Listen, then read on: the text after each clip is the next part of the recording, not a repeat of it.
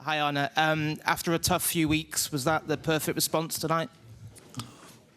This is sparkling water instead of still water, I think.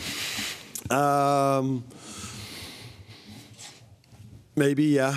Although I saw a lot of similarities with the last few weeks, with the last few games we've played. But I also saw some differences. The similarities were that we already created a few chances before we conceded. The first chance we conceded was immediately a goal. In the end, it turned out to be the only chance we conceded today. Why was that? Because we went 3-1 up. So then it's easier to control the game than when you're 1-0 down all the time. And yeah, I've said here a few times telling you guys how important set pieces are, how important the balance in set pieces is. And now we were able to score 2, so you go with 3-1 up at halftime because you score 2 pieces. That's 2 set pieces.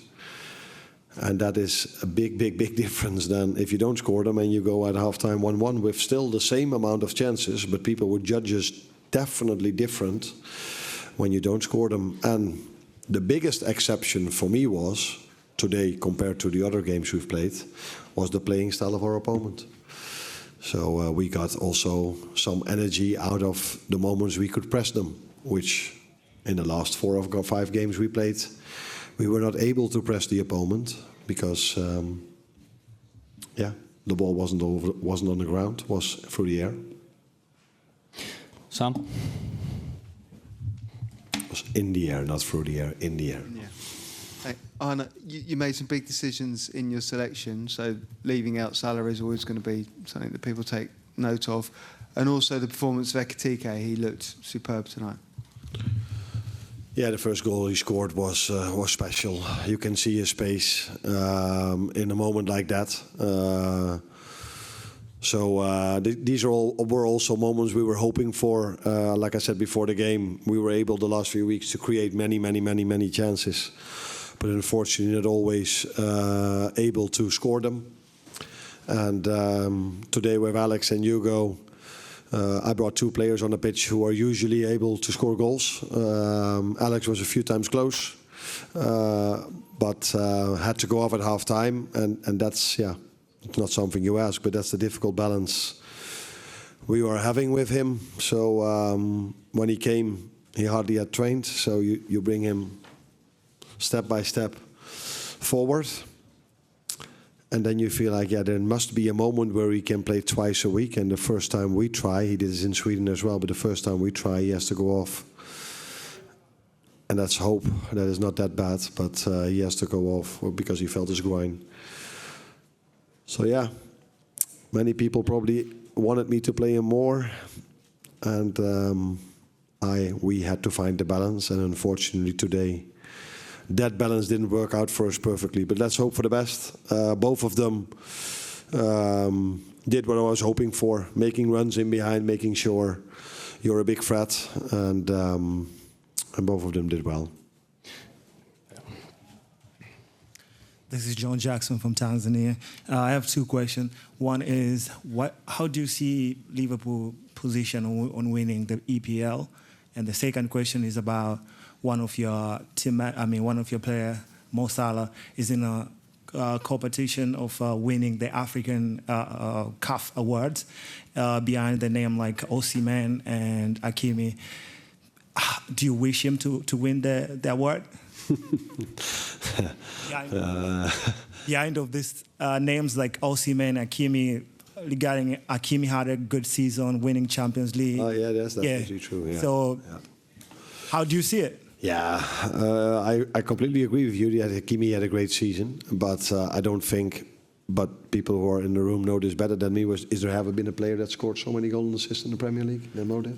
No, not until last season. So that's probably more than special. But yeah, it's up to other people to decide who should win. But if you want to have my vote, I would vote on Mo Salah. But yeah, Africa has a lot of good players where Hakimi and Mo are 2 of them, and Osimhen, like you just said, as well. But I would give it to Mo if I had to vote. How do you see how do you see the position of Liverpool winning the EPL this season? That was my second question. Now we are mainly focused on the short term at the moment. By the way, we are always focused on the short term, on the next game, and we know we have the quality and the team that can compete. Although it's not really helpful that with Alisson being out, with Giovanni Leoni being out, I expect Jeremy Frimpong definitely to be out now for a few weeks. Expect, not sure, but expect. And let's wait and see how it is with Alex. And although people like to talk about us thinking that we have 25 to 30 first-team players, when we play 11v11 on the training session, we almost always need 1 or 2 players from the under-21. So that is something I'm aware of. We have a lot of games to be played, but we have a very good team, like our competitors. But we are focused now on winning the next Premier League game because we've lost the last 3. Ron. Is that still? Good evening, Mr. Slot. Hello. After 10 minutes, you had a long conversation with Dominik Szoboszlai on the sideline. What was the topic and how did you see his performance today? The topic was that my team and myself watch 3, 4, 5, 6, 7, 8 games of the opponent. And not once they've played like this. So we were expecting a 4-3-3. Maybe with a winger in the 9 press. We were expecting a 4-4-2. We were even expecting a 5-3-2, but we weren't expecting a 5-2-3. And that's what they did. The good thing is it's quite familiar for us because Palace plays it, United plays it, Burnley played it. So I had to adjust a little bit how we wanted to press. And so that was what the conversation is about. Dominik, again, had a good performance. Since I'm here, he's one of the players that maybe after Virgil and Mo have played the most minutes for me. And that tells you what I think about him. Hi Arne, could you just give a bit of detail on Jeremy's injury and what it is? And also you mentioned Isak, you're a little bit aware that he was sort of close. Was he in the red zone before the match? No, if he was in the red zone we wouldn't have played him, but you try to prepare players for once a week football, but if you are Liverpool and you play every 3 days, or normally 3 times in 8 days, but we've been quite unfortunate this season that we have to play 3 times in 7 days, then you try to prepare them for that program, which is not always so easy if you don't have pre-season. So that's what we tried to do, and we thought he was well prepared for that, but the margins in the top or small, and I'm hoping that this doesn't have to be that bad, because if he would be out now for a few weeks, that would throw him back or put him back the way I don't know how to say it. So let's wait. Jeremy is a hamstring issue, so came back from a hamstring injury a few weeks ago. Played for the national team 1 game, came back to us, and now unfortunately. After 10, 15 minutes, I don't know, he had to go off. Last one, Mark, please. Hi, Arne. Sorry to go over Isak again. So he had a groin injury last month, but has he aggravated the groin injury tonight? Is it a groin again? Sorry, one more time. So Alexander Isak, you said he had a groin problem last month after coming back from international. Last month? So after coming Did back, I say that? did he come back from internationals in September? So this is a new injury. He's on his groin tonight. Yeah. So he did not come back with an injury. No, I said that he missed out pre-season and didn't train for a long time with the team. So he came at the 1st of September. So we had to bring him towards once a week, and now we try to bring him to twice a week, which he did for the national team.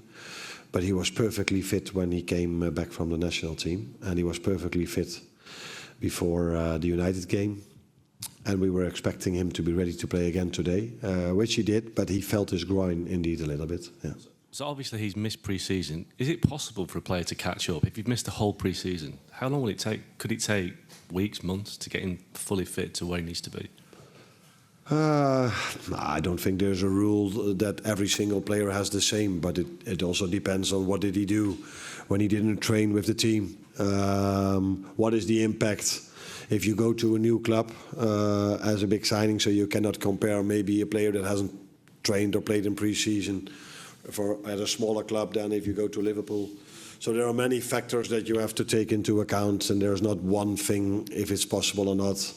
I think we did exactly what was needed. We were really careful of him. Swedish national team in the first time as well, and they played him twice last time, which he could do. So not criticizing at all the Swedish national team, because we actually told them that he's ready to play twice. So it's a thin balance if you missed out on pre-season, and some march through it, and some unfortunately get injured again. Cheers. Thanks, guys.